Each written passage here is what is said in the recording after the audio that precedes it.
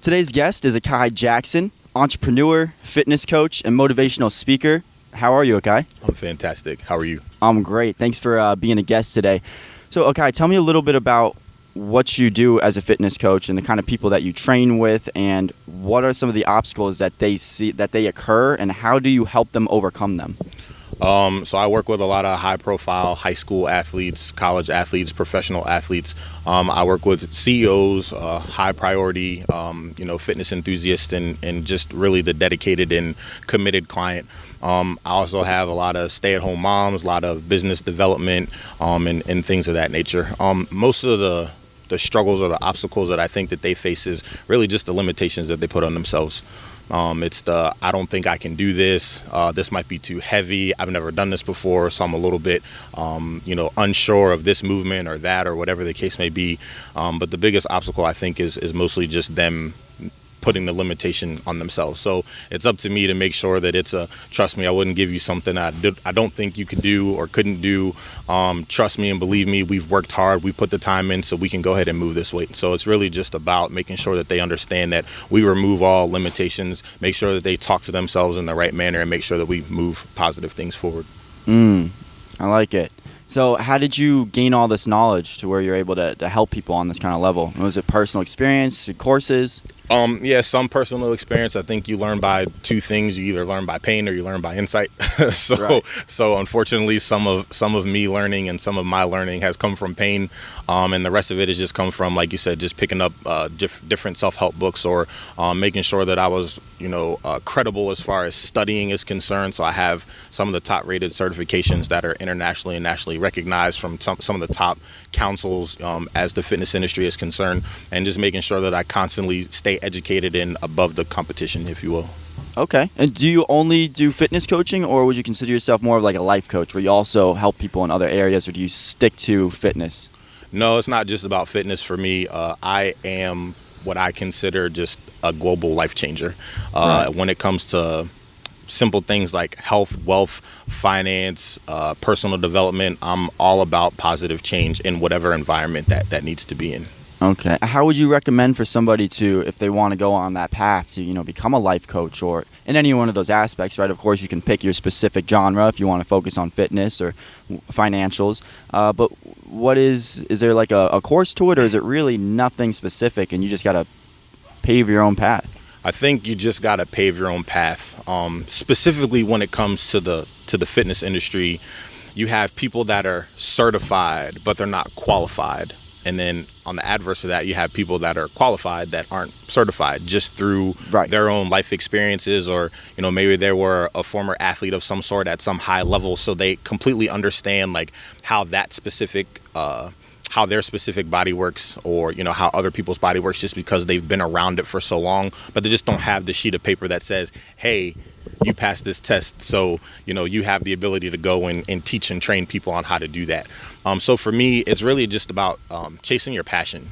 I, coming out of high school, I just really wanted to own my own business, and I knew I wanted to help people, and I just really wasn't sure what vehicle that was going to allow me to have. Like I could have gone to school to be a doctor, I could have gone to school to be a lawyer. I actually was very passionate about music, so I went to school for music, but at the end of the day, I had to look at it and say, well, am I really making an impact on people's lives? Am I really physically, emotionally, mentally, spiritually allowing people to experience positive change in their lives? And when that road wasn't congruent with what my life mission is, I had to take a crash course into something that allowed me to do that, and fitness has allowed me to do that. I like that. So let me give you my example and see what you think of it. So something that I really, like and that I'm passionate about is psychology. But at this point, like I said before the podcast, I did not pick psychology as my major. I'm not going down that route. So if I were to pursue something like psychology, whether it be teaching psychology, through videos or something, or seminars, or whether it be through helping people in maybe a certain aspect of psychology with their problems, there's two routes I can go with this. I can try and study and learn on my own and get practice, but also it's almost like being a life coach in that sense, which can be tough. Which can be very tough to, one, get business and get clients. Or the other route, would be to go and get a degree, which is going to cost a lot of money and a lot more time. But with that, and I've had other people say this, like, you have credentials. With at least psychology, that's kind of a little bit of a touchy area. And it's something that when you just being able to say, even though it shouldn't mean anything, but just saying like, oh, Dr. So-and-so who has a degree in psychology, like it warrants like, yes, I know what I'm talking about, whereas opposed to it might just seem like maybe you're just another guru. Correct. If you don't have that degree. So what do you think would be a good route, or figuring out which one I should take? Well, it's an amazing question. I'm all for extended education. However, a lot of the times your life experiences is really the only education that you need in order to help someone else make sure that they take steps in the right direction. So myself, I have a degree in business administration, I have a degree in recording arts, and I have a degree in entertainment business. And for me, I can sit across from anyone at any level of education and be able to connect with them. And what you have to realize is that it's all about relationships.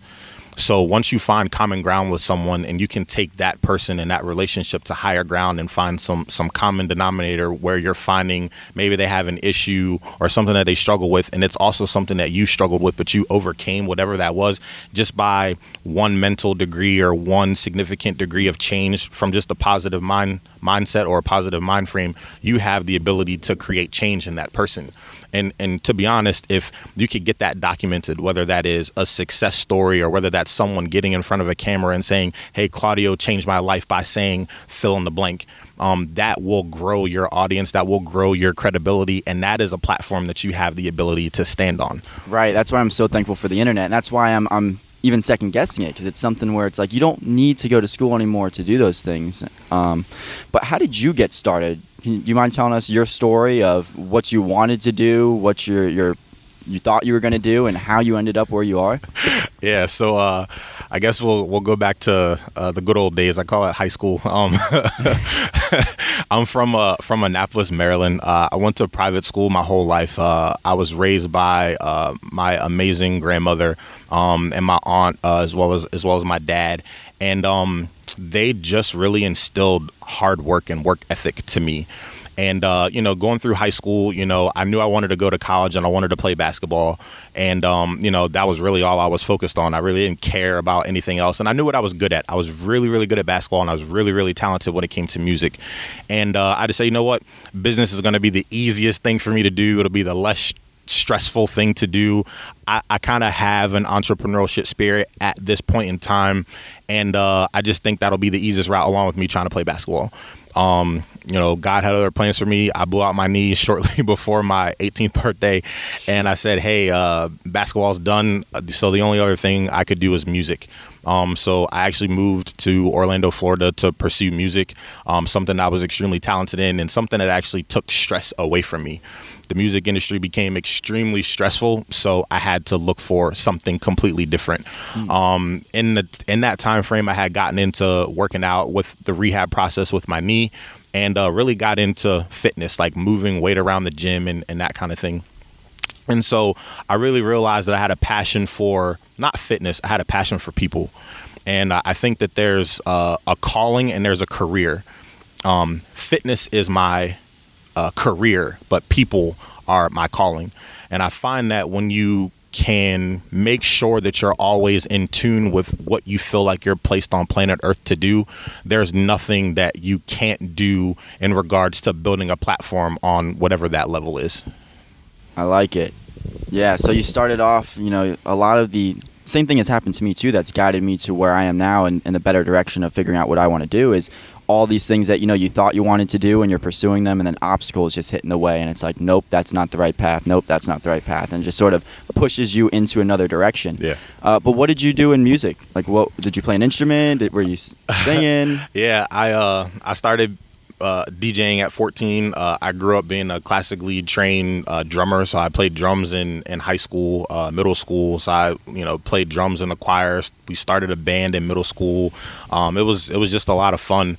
I came down here to produce music, to DJ.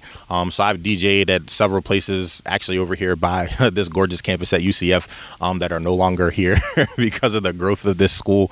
DJ'd at several places downtown. We still do like weddings and birthday parties and things like that. And a lot of my closest friends and best friends are actually, high level DJs here in the area. So it's just fun to stay connected with them. It's fun to support them, their goals, their missions, their dreams. My platform has just transitioned and changed, and it's just more about getting personal with people and making sure that they can stand on their own two feet with the empowerment that we have the ability to speak with word. So. And you said it got a little stressful though in the process, right? Yes. And that's why you stopped. Absolutely. How did it get stressful?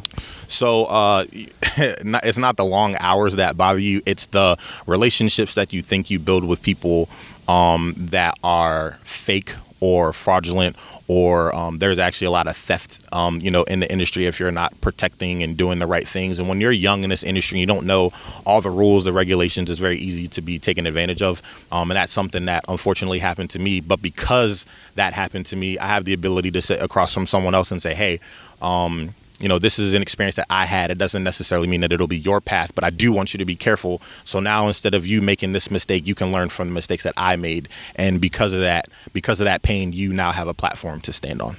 Have you experienced any similar challenges or anything like that in your current endeavor, fitness?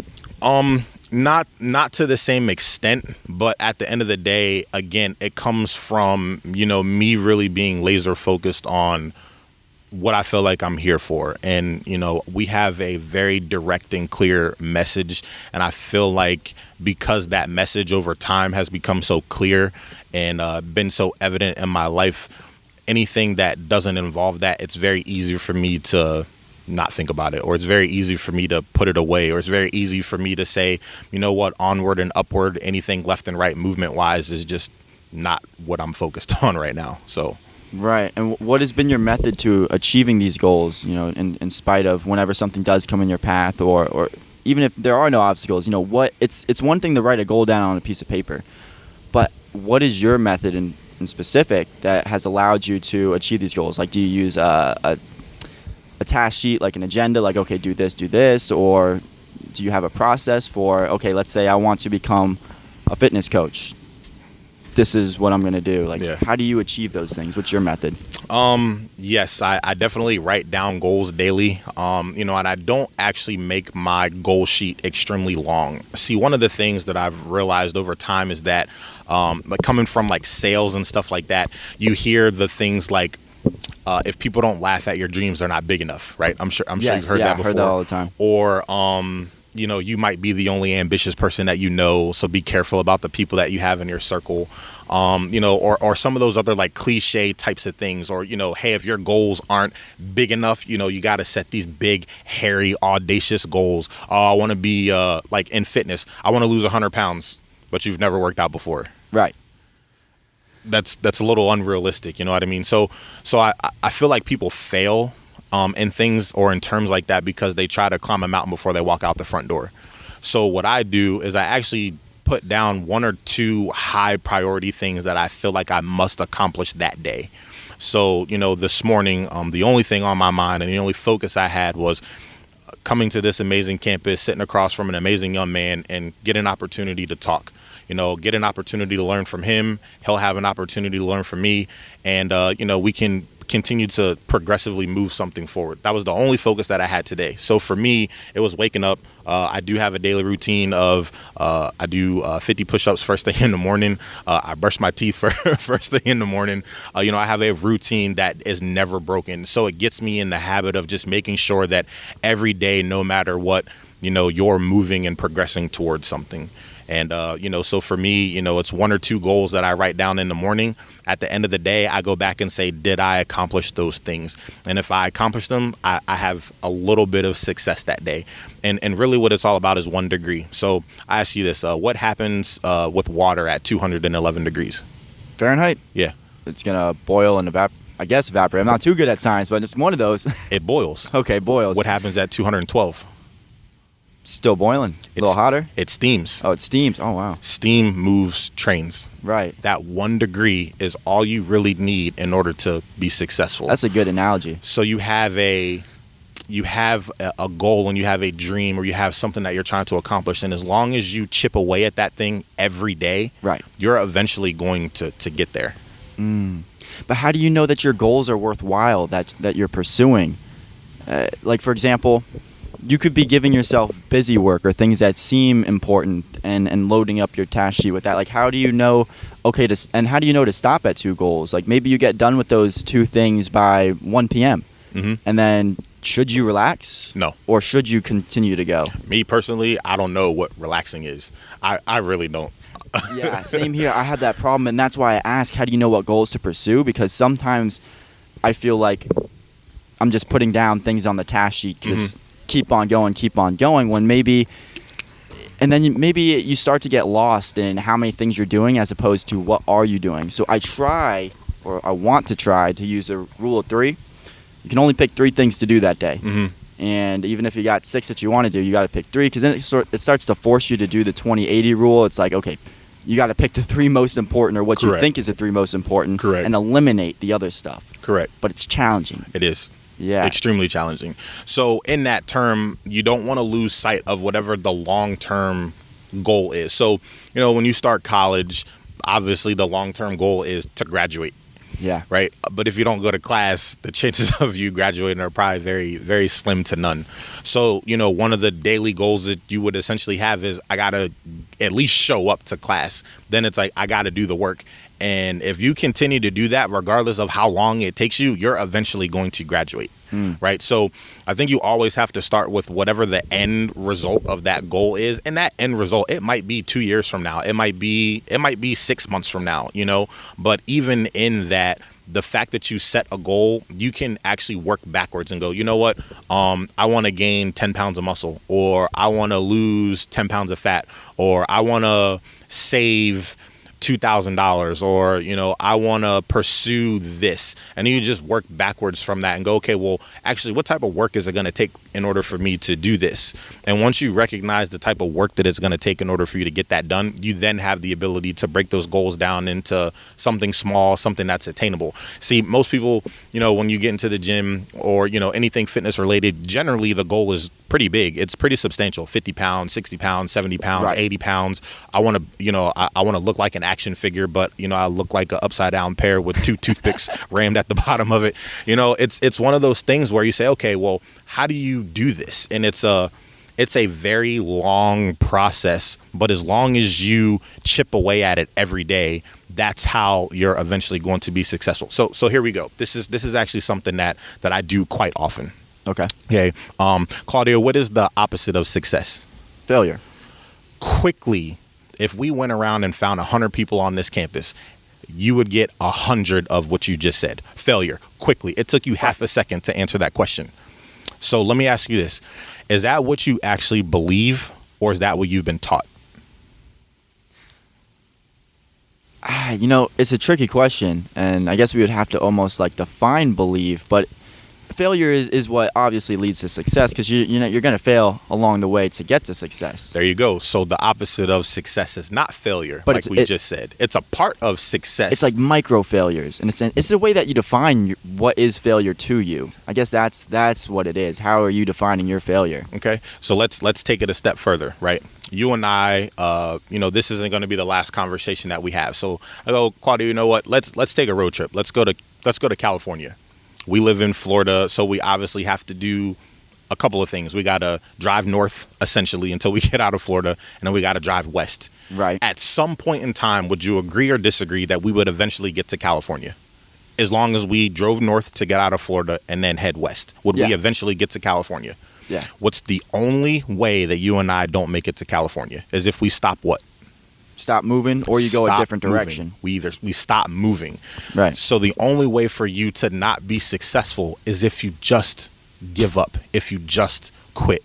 So as long as you keep chipping away, as long as you keep going, as long as you fail and you find out the way to not do something, as long as you continue to move, you will eventually have success. I think what most people are afraid of, though, is that while going north out of Florida and then west trying to get to California, that they're going to encounter so many problems along the way, that their tires are gonna pop, that they're gonna run out of gas, that all these things are gonna happen along the way, that yes, they may keep making progress because it's gonna be so long, so hard, that they're probably not gonna get there by the time of the end of their life. And that's why most people quit, because they're not willing to pay the price of sacrifice or the pain that success comes with. Like, you will not get success without pain, without sacrifice, without transformation of some sort. And the problem, honestly, I feel like is what you put inside your brain from the time you're born until the time you're 18 and kind of go out and flourish on your own. There's an amazing book that I read. It's called What to Say When You Talk to Yourself, and it's by Dr. Shad Helmstetter. And I've read it several times, and the numbers kind of mistake me, so don't quote me on it. But it's like, you've heard the words no, you can't, you won't, like 18 million times from the time you were born until you turn 18 years old. Right. But you've heard, Claudio, you can, you will, like, conquer, strength over struggle, like less than 18,000 times. So essentially you're programmed to fail. Like, you're programmed to quit, right? Then if you think about all the things that you learn when you're young, you are actually taught them by a negative response. No, don't touch the stove, it's hot. So you learn to not touch the stove because you heard the word no. Regardless of how powerful your thought process is, as you start to like get older, you could be the most positive person, on planet Earth, and put the right types of things in your brain at that point in time. But it does not necessarily combat the fact that from the time you were born until the time you turn 10 years old, you've learned how to do things by being told not to do things. It's pretty crazy. I see. And that's the psychology behind what I do as a profession and as a living and as a calling. It's fun to like hear some of my clients say things like, "Oh, it's been such a long day. I can't wait to go home and crack open this bottle of wine." And I go, so is it the wine that we're really struggling with, or is it the belief that the wine's actually going to make you feel better? Is that what we really have to tackle? And that's what we really have to tackle. It's the thought process. It's the belief behind, what it is that we're striving for and what it is that we're pushing for. Right. But changing beliefs is no easy thing. Correct. And I'm not even fully sure on how to change beliefs. Like, to give you an example where it seems like it may be easy to change a belief, or that you may believe in something. Really, how you act, I think, demonstrates your beliefs more than anything. So, for example, there's some people in philosophy who say that free will doesn't exist, and I see their point. On a logical basis, it makes a lot of sense, but they still don't act like free will doesn't exist. Right. But let's say somebody wants to change their belief. How do they do that? Let's start there. What's your method, to really truly change your belief? Or should I give you maybe an example of what they want to change a belief on? Would that make things a little clearer? We can go that route, and we'll circle back if we need to. Okay. Let me give you a personal one and a tough one. Okay. Even with therapists, we've been struggling with trying to figure out how to change this belief. Okay. So I got insomnia through an event that happened where I used to sleep beautifully, at least 9 hours, 10 hours, no problem at night. But then one night, as I was trying to go to bed early, my roommate shouted really loud at playing the video game, as is in that period of almost falling asleep. Right. Woke me up, and I was like, oh, it's just him. Go back to sleep. And as I'm about to fall asleep again, boom, another shout. Happened about 4 times that I was about to fall asleep, and that shout came right at that time. So after that, then I was kind of up the rest of the night waiting, like, okay, when's the shout coming again? And then I couldn't sleep that night. Then I figured, I didn't sleep the whole night tomorrow night. Like, I'm going to be out, no problem. But to my surprise, I couldn't. Okay. And then all of a sudden, I just, even though I was so exhausted, I couldn't sleep. But I've worked on it. You can try affirmations in this sense. And it's like, yes, I know that they're not going to shout again. But it's like something I may consciously know that he's not going to shout, right? Maybe I go back home to my parents' house and I sleep there where he's not there. I know, okay, no one can shout and wake me up consciously. Right. But subconsciously, my body doesn't know that yet. Because otherwise, why would it keep waking myself up or be scared to fall asleep? Mm-hmm. So I can tell myself up here all that I want, but like, what do you have to tell yourself, or how do you tell yourself, or how do you prove to yourself to change what's going on in the subconscious? That's a tough one. It is tough. And I think a lot of this comes again with like what I do for a living, and a lot of it is very scientific, but a lot of it is also watching like what's in front of you. Like every one thing doesn't work for everybody.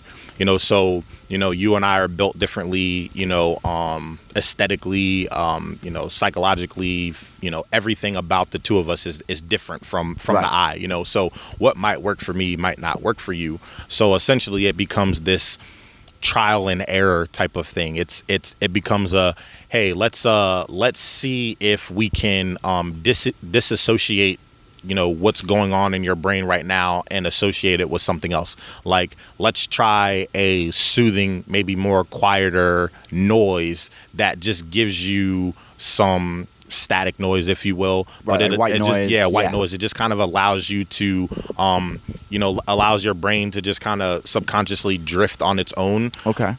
So now if there is another noise that comes out, that noise is a lot less powerful, if you will, and maybe that's something that helps, you know what I mean? But it's Sure. really gonna be about, hey, I'm okay with knowing that the first time I do something, it might not be successful. It might work, but it might not work. Okay. But if that doesn't work, I have to try something else if this is something that I truly want to change.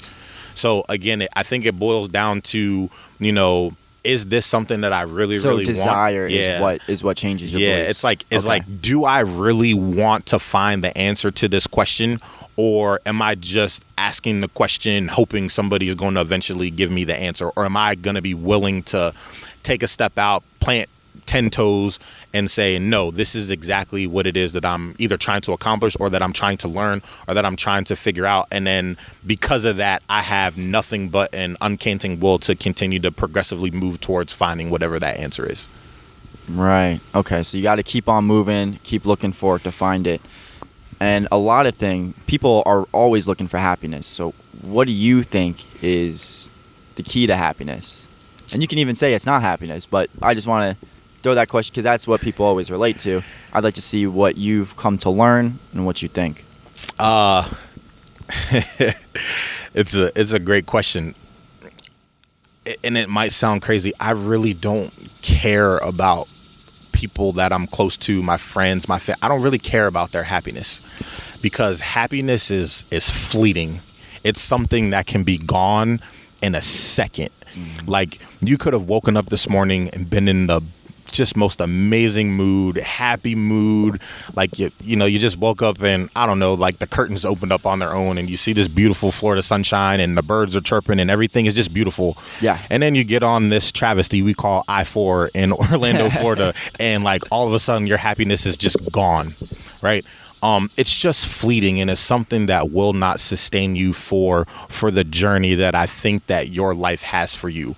But what I am for and what I am after with the people that I love and the people that I care about is their joy.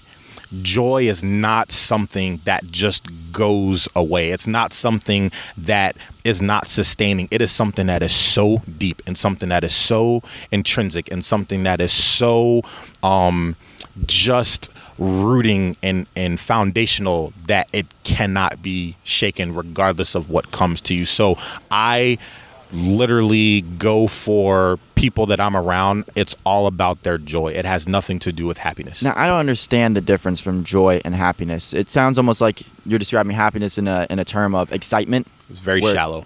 Excitement comes and goes. Yeah, right. I think it's one of those things that it's ups and downs with the moods. But like when you were genuinely joyous about the fact that you woke up this morning, you talk different and you walk different.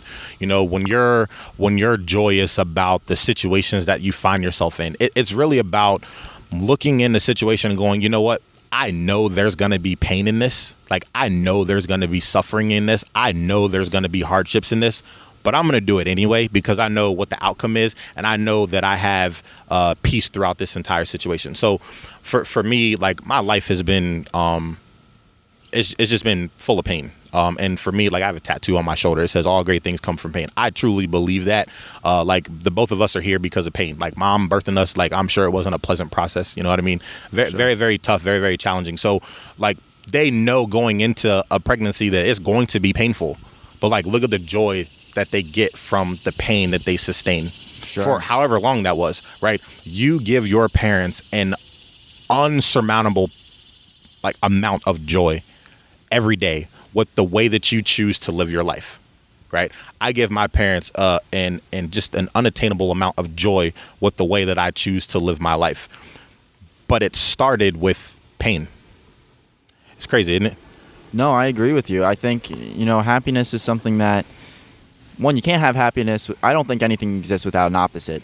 So you can't have happiness without sadness. Correct. And you prove it to yourself just like when you're sick. You're so happy when you're healthy. Right. When before you weren't. But like, why are you so like beyond happy now that you're no longer sick? Yeah. Or when you break an arm and then it heals and you're like, wow, I can use my arm again. You're so happy. It's like you feel so happy about that event because you were so low that, something brings you up just a little bit and you feel so good about it. Yeah. So I think along the lines of what you're saying is you really just need to pursue something that's meaningful, that's purposeful, and that's what brings you joy. Because meaning and purpose is like it allows for suffering and these events to happen, and you just continue to pursue them. But you got to find something that's worth going through this suffering for. So it's like, yeah, these bad things happen, but what in life is worth saying, yeah, I'm going to suffer through this, but you know what, it's worth it because this is what I'm going after, and this brings me joy and all the people around me. 100%. 100%. Do you have an example or a story of maybe an adversity that you've overcome or something that's made you stronger or led you to where you are? Life. Right? Life has moved me in several different ways. I'm such a mama's boy. It's ridiculous. My grandmother, my aunt, my younger cousin, my family, like specifically my grandmother, she's the love of my life. And, everyone thought like I would never leave Annapolis. I would never leave, out from underneath of my mom. Like I'm just such a, like, it's about her, and, when I made the decision to move to Florida, she was highly supportive. And it doesn't mean that there wasn't struggle in that move. I'm 1,200 miles away from the next closest human being that really knows who I am. So when I go through something, it's I'm 19 years old, I'm 18 years old, I should be able to figure this out. I don't need any help, but do I need help? There's struggles financially, there's struggles emotionally, there's who am I supposed to call, when I have this issue because I don't know everything.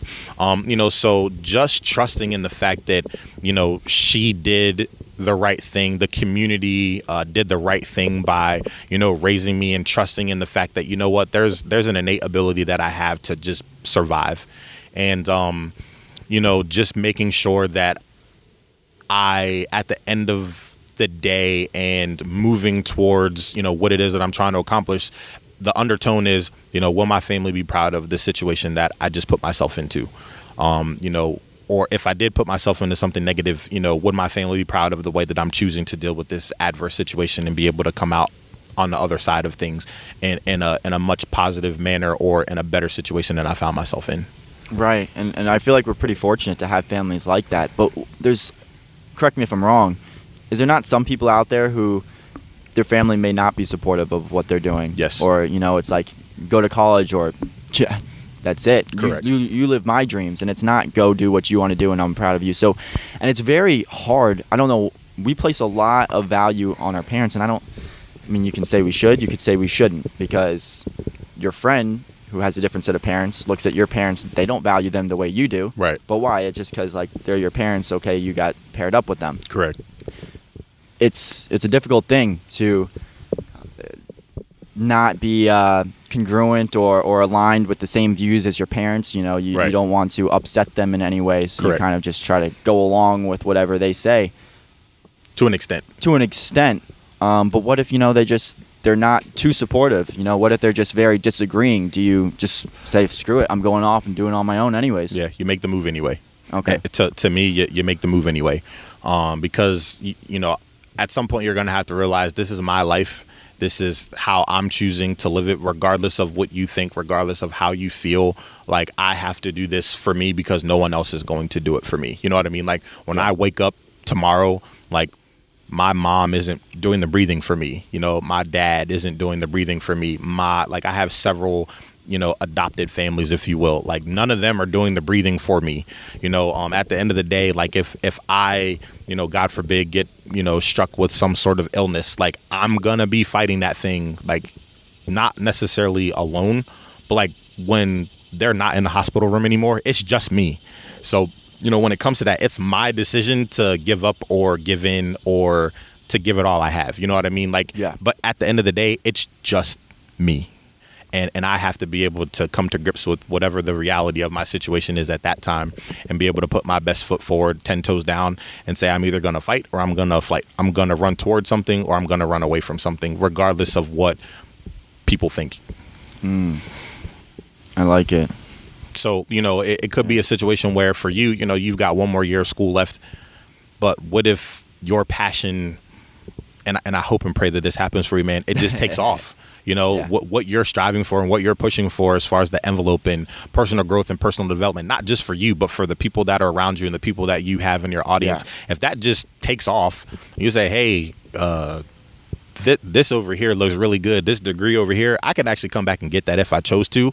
And your parents don't support that. You're going to be struck with a tough decision. Absolutely. But you personally know exactly what decision you would make. And you know good and well that you would be making the right decision because it's the one that you made at that point in time.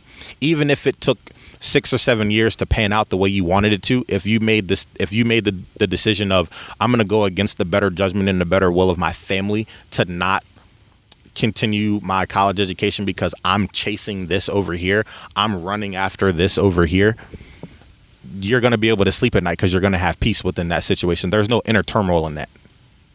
Okay, let me give you an example of something that's actually kind of like that right now and see what you think I should do. So I reached out to a guy who says he works in like sports psychology, and basically he helps with recruitment for NCAA teams and finds all these high school kids, and we do profiles on them, look at their Twitters, look at their Instagrams, and kind of check through and see, okay, how do we rate this person? What's their personality type like? Do we think they're a good kid? Do we think they're going to get into trouble? Do we think they're smart, etc.? Okay, so I reached out to him, and I was helping him out for free. I've been doing it for maybe about almost 4 months now. But honestly, it's not something that I got my experience with it, saw that, okay, I just wanted to see, is this something that I'm interested in? Sure. It's not something that I'm interested in. I no longer want to do it, but I feel almost bad to just tell him, like, hey, man, I'm done. Obviously, I'd say it in a much nicer way than that. Sure. But it's just, because he's putting a lot almost on the plate, like counting on me, where it's like, yeah, here's our plan, here's our game plan. And he's super nice guy, super nice. Like, I'm so thankful for all the opportunities he's given me.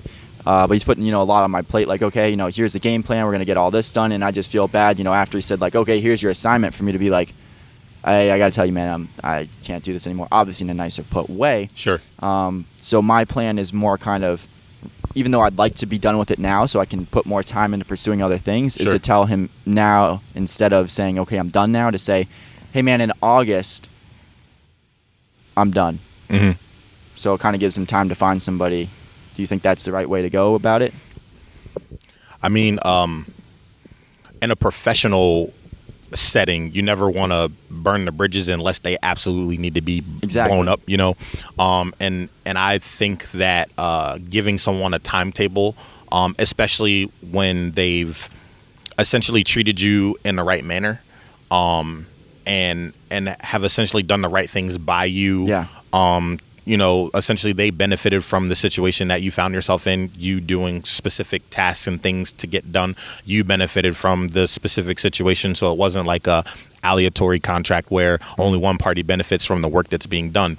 So to me, in my professional opinion, would be hey man, I just want to let you know I'm extremely thankful, honored and blessed to have been placed in this situation, to have met you, worked with you professionally, built a relationship with you. I'm actually in pursuit of something else, so I'm actually going to change directions. I did want to give you ample notice and ample time. I want to make sure I'm fair here's the timetable that I'm looking at. Here you go. Thanks for everything. I'll give you everything I have until that time, and I hope that, our business paths will cross again, maybe in the near future. That to me is a much better way of, solidifying your place, as a professional, just in relationships, you know what I mean? Like that was my plan with it. If that's how you end relationships with, people end jobs, but not end relationships. That to me is the most important thing. You are going to be as successful as your association, network, and relationships allow you to be. So you want to make sure that you always make the best relationships. And see, I actually learned this, I feel like it was almost like too late in life. I wish I had learned it long before, but you've always heard the cliche of, it's not what you know, it's who you know. Of course. It's not even that. It's who remembers you. Who remembers you? What do you mean by that? Who remembers you? So, you could personally say 27 or 30 high profile high school athletes that you've essentially helped move into, the NCAA. Yeah. But you know who they are because you kind of helped with the profile, or you did whatever task that needed to be done with that. Right. But if they don't know you or they don't remember you, then that relationship is one-sided. Yes. So you could meet, I don't know, there's 65,000 people here, on this campus. Let's say you knew 10,000 of them, but only 2,000 of them knew you. You know 10,000, but only 2,000 remember who you are. That's way different than, you knowing 2,000, but 10,000 remembering you. It's a monumental difference, because when you have created a space in someone's brain, good, bad, right, wrong, indifferent, they remember who you are. It's almost like that all publicity is good publicity, good or bad, right, wrong, or indifferent. It's still out there. Yeah. You know what I mean? Like it's on the same lines as that, if you will. Okay. I understand what you're saying. So really just leaving an impression on people. Absolutely. And what are your goals in the future? Where do you want to take what you're doing? So one of my best friends and I, we actually wrote a book 2 years ago. It was published last August, 2 August ago. And our goal and our vision is to stand on that platform with the message that we have for men. Our goal, short-term goal, is to touch actively 100,000 men across the United States. We wrote the book for men by two struggling men. So, like I said before, I was essentially raised in a house full of women. Like, I literally was the only bit of testosterone in the house, right? And as amazing as my aunt, my grandmother are, okay, specifically as I was growing up, they can't teach me how to be a man. Just like, if I at some point in time have a daughter, I can't teach my daughter how to be a woman. I could teach her, like, hey, this is how women are supposed to act. Like, right. I think based on what I see, but like the internal workings of that, I know nothing about because I'm not a woman, right? So she's going to need women in her life. Every girl needs women in their lives, pulling them into womanhood.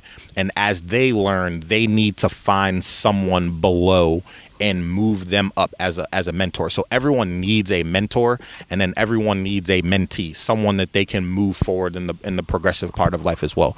So for us, the short-term goal, like I said, is to stand on the platform of the message that we have for men, and public speak, motivational speak, get in front of men of all shapes, all sizes, all colors, all age groups, and stand on the platform that we built as far as manhood is concerned.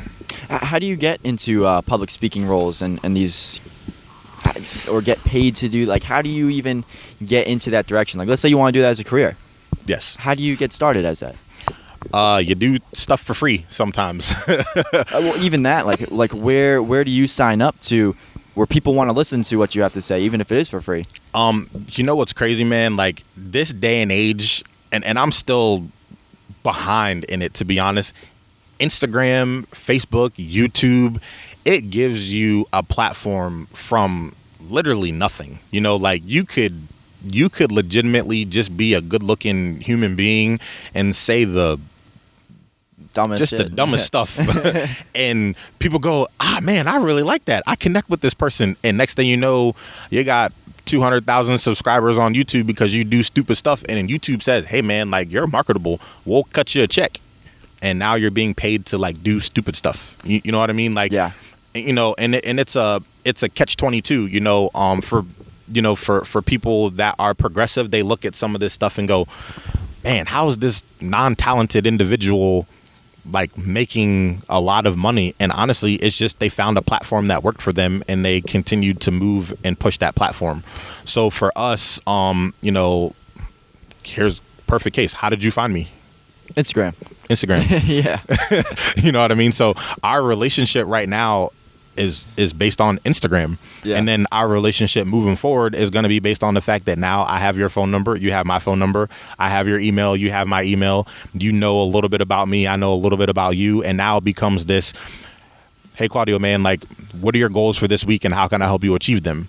And then you adversely look at me and you go, hey man, what can I do to do this? Or, how do you move this forward? Or, hey, I'm really struggling with this. And now we have a relationship built on the fact that you're progressive, I'm progressive. You want what's best for you, I want what's best for me. But because I know you, I want what's best for you as well. You know what I mean? Like, yeah. So this relationship started on Instagram. The fact that day, whatever it is that I said, you clicked on a hashtag potentially that linked the two of us together, realized that we were close in proximity, and here we are.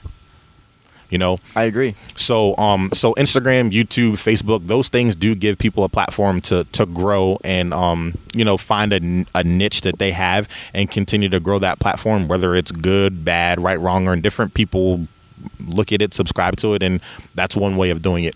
What I would encourage anyone to do to build credibility, honestly, like writing a book, regardless of what's in that book, gives you credibility. You are now seen as an authority in whatever facet you just wrote about. So if we wanted to put content together that teaches people how to go from zero to a nationally and potentially globally recognized podcast while I'm going to school, you could literally have a 10-minute passionate conversation about doing that for 30 days, transcribe that and turn it into a 125-page book and sell it. And now you are seen as an expert on starting podcasts from zero to nationally and internationally recognized.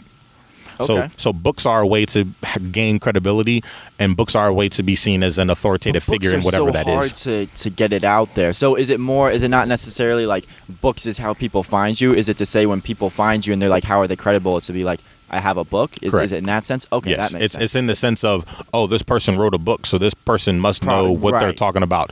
Yes. You know what I mean? So it just gives you a credible platform to stand on. It allows you to say, well, if somebody published this work means this person knows something about whatever it is that they're talking about. So because of that, you'll gain credibility. Then the rest of it ends up coming with, well, what are people saying about you? Right. So, your Google reviews, your Facebook reviews, your, how many followers does this person have? So like right now, the world is really working in a sense of like marketability. Like, is this person marketable? Right. They want to see credibility. Right. Yeah. So, if we just take, for example, Instagram, if you have less than like 2,000 followers on Instagram, but the content that you produce is eye catching, whether it's the pictures or the videos or the whatever you're doing in that, you are seen as a micro influencer, and you can actually do a lot with being a micro influencer. You have brands that'll reach out to you who are up and coming, grassroots companies that are trying to get started, whether that's fitness brands or motivational clothing or something like that. They say, hey, you've got 2,000 people that like watch what you do essentially every single day. We would love to tap into those 2,000 people because we're just starting. We're going to send you this tank top. We're going to send you this hat. Wear it during your next workout. Give us a shout out, and boom. Like now you're getting free stuff just for doing the things that you were going to do anyway because you're marketable. Yeah. Well, what about essays? Do you think those would work as well? So let me give you an example, like a 4-page essay on research. So like how I like psychology and philosophy and self-help and fitness, all those things. Let's say, as opposed to getting a degree and using these things as credibility, a book or an essay. So right now I am actually writing an essay on do evil people exist. I know at first it sounds like an obvious answer, like of course, but like when you really dive into it, it gets a little confusing and murky, and I could explain if you wanted me to. But do you think that would be able to provide credibility or not, like a book? It's got to get published. Okay. Yeah, it's got to be published. So like if you wrote something like, okay, most I would probably say 90% of successful people journal. Those journals are actually books of work. But if they're the only people that know it exists, what good is it? It's not good to their audience. It's not good to grow the platform. It's good for them personally, but it's not good for them to grow into something. So if you do write an essay, you just want to make sure that that essay gets published somewhere, whether that's on, it's not new, but there's a website called Vocal. And Vocal allows you to create content for specific niche markets. And based on the readers of that specific niche market, you get paid for doing that. I don't know how much you get paid. I think it has something to do with how many people actually read. Not how many people click, but how many people read. How do they tell?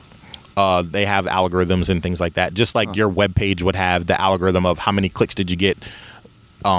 I think Facebook has an algorithm that tells you like how long somebody actually stayed on whatever post it is that you created. So just run the algorithm, and it works in that facet. So if you were going to go with an essay route, it might not be able to be published like on a Create Space or something like that, because it might not meet certain criteria. But you can find a website like Vocal, subscribe to that for free, put it on a niche market, and then be able to push people to it. And based on the fact that you create good content, you get subscribers and you get paid for doing that.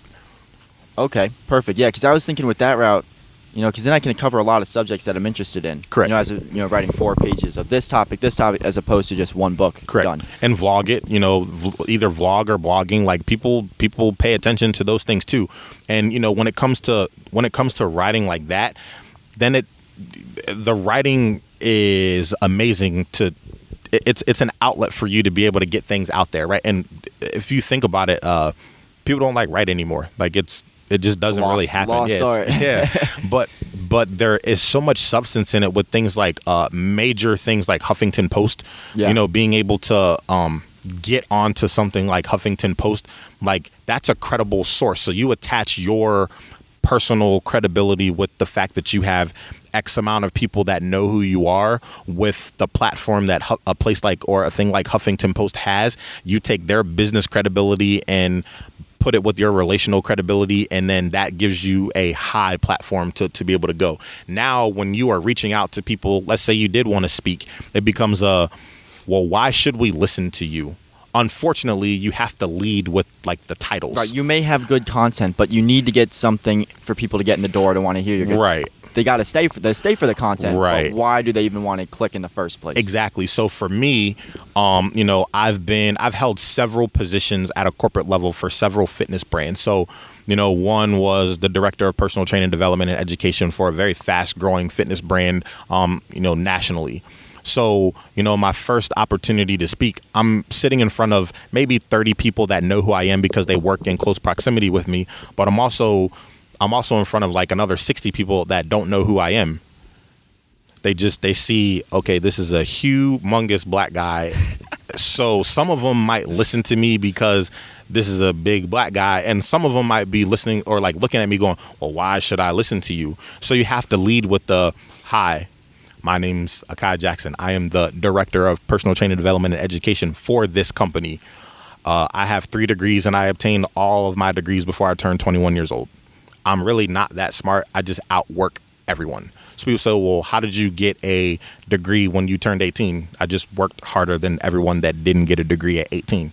Well, how'd you get another one at 19? I just worked harder than everyone that didn't get one at 19. And then I worked harder to get another one, more so than anyone else at that same time frame. I've amassed 16, 17 of the top rated nationally, internationally recognized certifications. I wrote a book. I've done that. Like, you kind of got to toot your own horn so people go, oh, okay, yeah, I probably should listen to what it is you have to say. And maybe they don't take everything, but they take one or two things that are completely life changing for them based on what it is that you said. So yes, sometimes you do have to have like the clout now to like do something, but the fact that you have a podcast that has a certain number of subscribers, you have a YouTube channel that has a certain number of subscribers, right? You have a following on different social media platforms. That means you have some form of credibility, and that is something that you can lead with. And maybe you don't get the corporate gig tomorrow, but who's to say that you can't go to one of the local high schools here, link up with a guidance counselor, link up with one of the deans of students and say, hey, I'm a local entrepreneur. I'm getting ready to graduate from the University of Central Florida. I've written a couple of different works on psychology, or do evil people really exist? And I know there's an issue that we have in today's society when it comes to what's going on in schools, that our country needs to fix. And like, really, I don't think anyone has answers, because we don't even know how we got to where we are. You know what I mean? But there's a need that needs to be fulfilled. And if you have something small that has the ability to impact, maybe it's just that one life, it's big enough. So you just create that relationship. And then maybe that sounds like you going and speaking to one of the classes for 20 or 30 minutes. Yeah. You record that. And now it's when can I come back and do this? Or when can I do this at another school? When can I do this at all the schools in Seminole County? Well, once I do all the schools in Seminole County, can I do all the schools in Orange County? Then I've done everything in Central Florida. Because it's all been recorded, now you have a platform to say, hey, I've spoken to 10,000 students over the last 5 months on Do Evil People Exist? This is what we found. This is actually some of the market research that I might have done after I did that speaking. I actually interviewed some of the students afterwards, and this is what they had to say. And if enough people say whatever they need to say, it's enough to stand on to have a platform. I like it. No, that's a really good idea. What should I do in the meantime? Like, once I get out of college and I want to pursue these routes, right? So I'm trying to work up with the YouTube platform, the Instagram platform, and all these places. Obviously, you're not going to, unless you're lucky, come out making enough money to support yourself right away. So you're going to need a side job in the meantime, but possibly, preferably something that pays well enough so you can pay the bills. Mm-hmm. But you don't need something extravagant, but hopefully, if you're lucky, maybe something that allows you a little free time, right, where you're not working too much in the week, so you can still pursue these other things. Mm-hmm. Should you just go for something that just provides the money and the time, or should you maybe try to find something that fits and allots with these things, which I've had trouble with, because a lot of jobs that fit into psychology or fitness all really kind of require a certification or a degree of some sort. Right. I think it's it's about to sound weird. Just do it. Like, whatever it is, just do it. You know what I mean? Dive like, right into it. Yeah. Like, if you get into, you know what, I'm going to, like, I've saved enough money to where I can pay rent or my bills for 2-3 months without having a job. I'm gonna run after my goals and my dreams as much as I can, as hard as I can. Like, I'm gonna put my head down for like 90 days, and at the end of 90 days, I'm gonna pick my head up and I'm going to assess where am I at, right?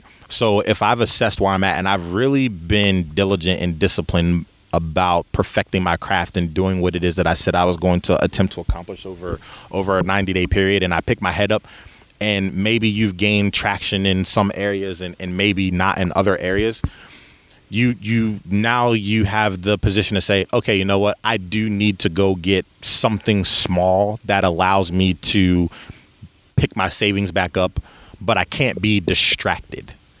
A lot of people don't gain success because they get distracted. As long as you know in the back of your mind and in your heart, hey, this is a very short-term thing. I'm all about building whatever it is that I'm personally trying to build. Your net worth will be your network. So, sometimes a job just puts you in a position to meet the right people at the right time. See, what I've found is opportunities come at the right place at the right time with the right people. And 9 times out of 10, you're only going to get 1 or 2 amazing opportunities in your lifetime. And there's nothing more costly in life than a missed opportunity. Right. Nothing. There is nothing worse in this life than having an opportunity that you don't take advantage of? Nothing. So, my advice would be just do it. If you have the ability to do it, just do it. Some people work really well under pressure, right? Some people can put the pressure on themselves and go, I just went from having no rent and I really want to live here. And it's just a little bit outside my budget. So I'm uncomfortable. But because I'm uncomfortable, I'm going to work my ass off.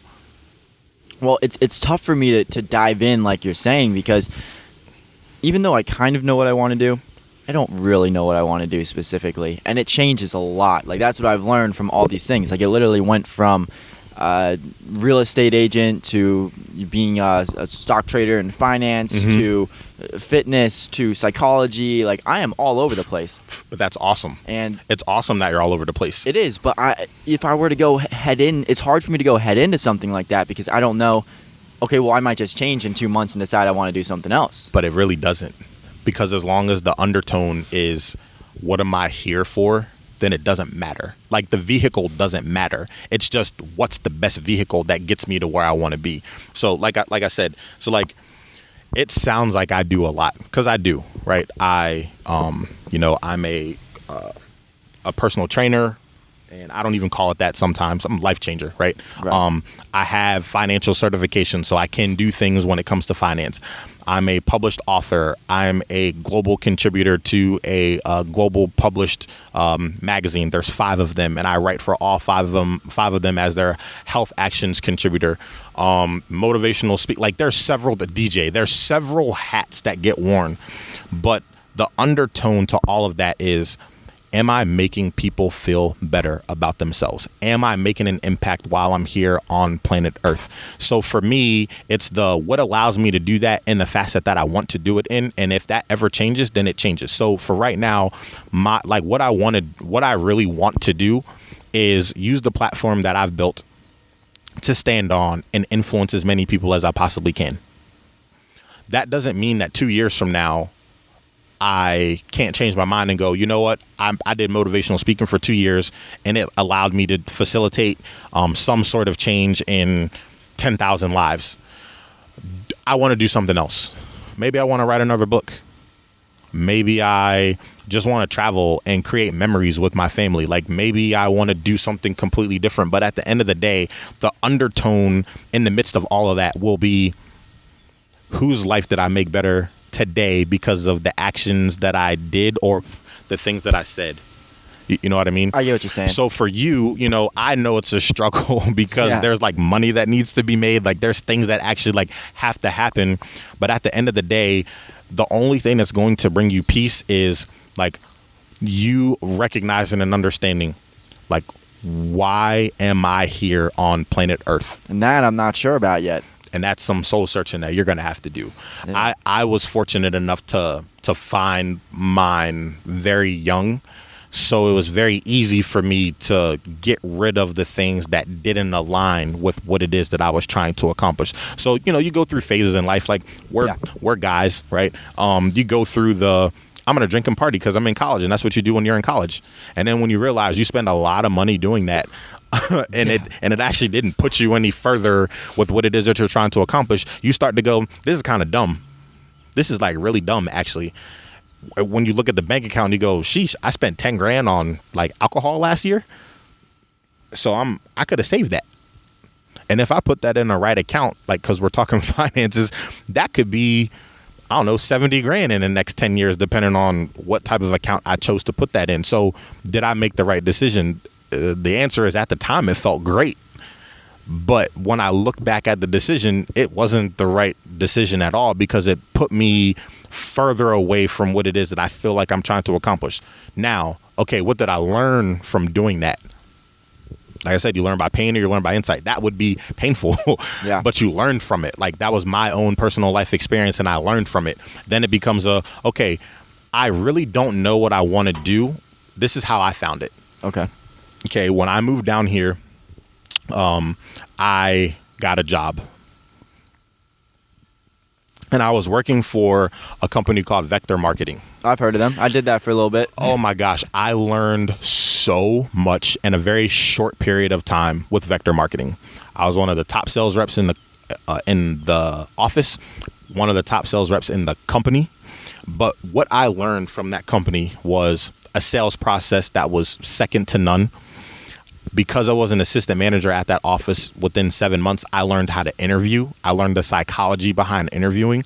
So at 19 and 20 years old, I was able to go into corporate America with a resume that says I've sold over $100,000 worth of product in direct sales, and I've interviewed over 500 candidates.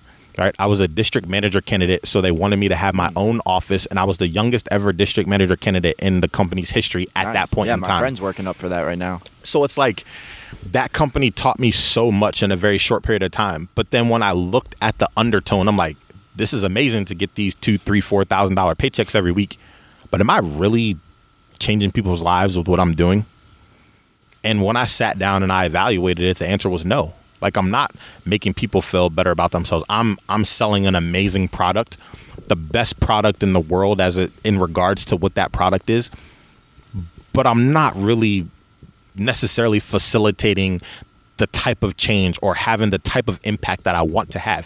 It doesn't mean that I couldn't have gained it, because obviously if I had my own office and my office was widely successful because I would have sales reps and things like that, I would make an impact. But that wasn't the impact that I really wanted to have at that point in time. Right. So what I did after that was I interviewed for an amazing company that changed my life, and it was called Lifestyle Family Fitness. It's a gym brand that is no longer here, but at the time, the best in the industry, the way the company treated us, the way the mentorship process worked, the leaders that were in that company, the movers that were in that company. It was just amazing.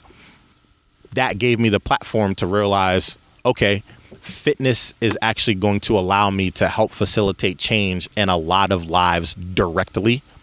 And then because of fitness, I've met some of the most amazing people in my entire life.